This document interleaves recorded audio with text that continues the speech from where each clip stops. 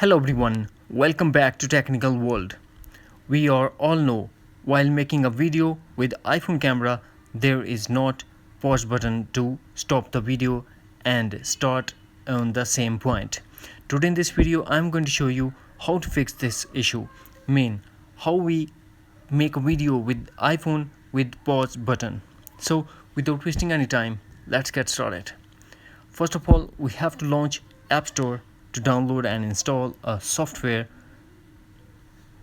Now tap on search and search for this software. Now tap search. I already download, so that's why tap open.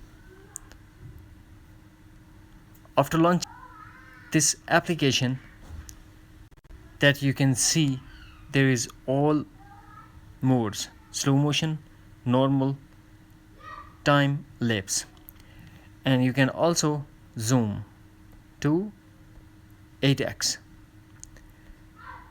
If you want to enable the flashlight, disable microphone or enable microphone, you can do everything here. And also if you want to change the camera mode, rear camera, you can tap here and tap to start recording. That you can see the countdown. Now tap on pause and the stop on 5 seconds. Play again and start from play. Stop. That's it.